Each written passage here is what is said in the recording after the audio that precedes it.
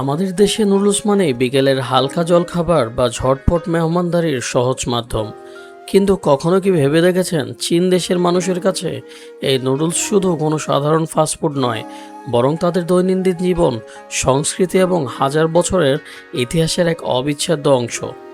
সকালের নাস্তা থেকে শুরু করে মাঝরাতের খাবার, উৎসব পার্বণ কিংবা সাধারণ কাজের ফাঁকে চীনাদের খাদ্য তালিকায় নুডলস থাকবেই। কিন্তু কেন কেন চীনারা দিনের অন্তত একবার হলেও নুডলস খেতে ভালোবাসে? এর পেছনে কি কেবল স্বাদ লুকিয়ে আছে, নাকি অন্য কোনো গভীর রহস্য? আজকের ভিডিওতে আমরা উন্মোচন করব চীনারা কেন এত নুডলস খায় এবং এর পেছনের অবিশ্বাস্য ইতিহাস।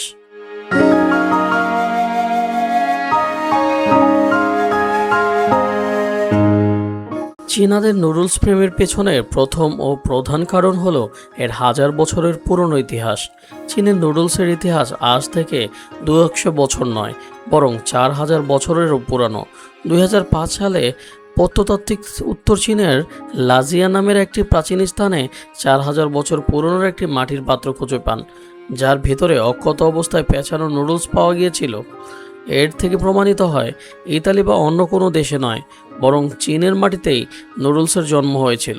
হাজার বছর ধরে প্রজন্ম থেকে প্রজন্মে এই খাবারটি তাদের খাদ্যাভ্যাসে ও রক্তে মিশে গেছে, যা আজ তাদের জাতীয় পরিচয়ের একটি বড় অংশে পরিণত হয়েছে।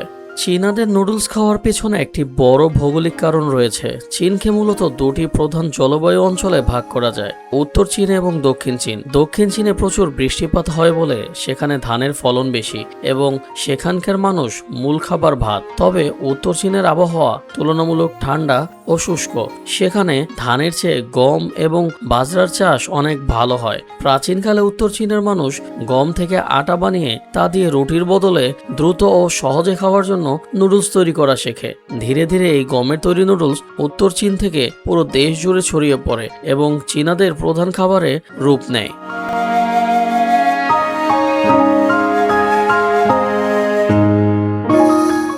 চীনা সংস্কৃতিতে নুডলসকে কেবল ক্ষুধা মেটানোর উপায় মনে করা হয় না, বরং এর সাথে জড়িয়ে আছে গভীর ঐতিহ্যবাহী বিশ্বাস।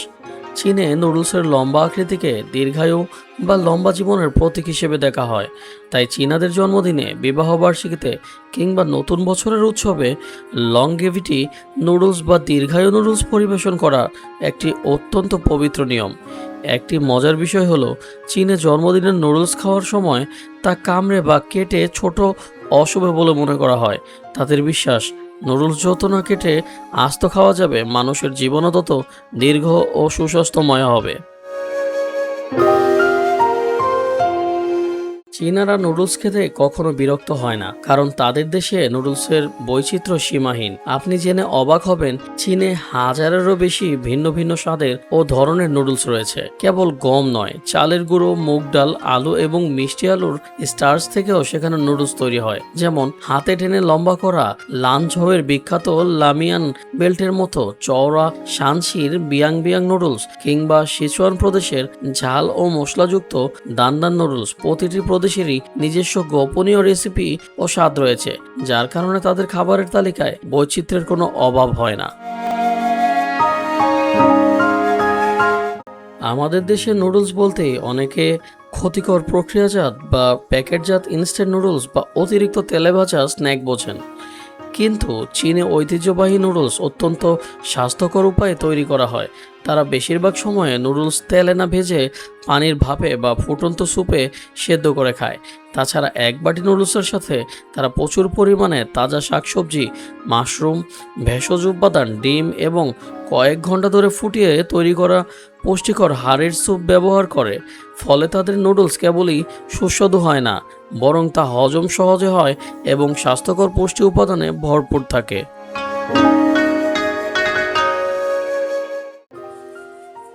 সুতরাং বলা যায়, চীনারা যে এত নুডলস খায় তা কোনো আকস্মিক অভ্যাস নয়। এর পেছনে রয়েছে হাজার বছরের সমৃদ্ধ ইতিহাস, তাদের ভৌগোলিক পরিবেশ, দ্রুতগতির জীবনধারা এবং গভীর সাংস্কৃতিক বিশ্বাস।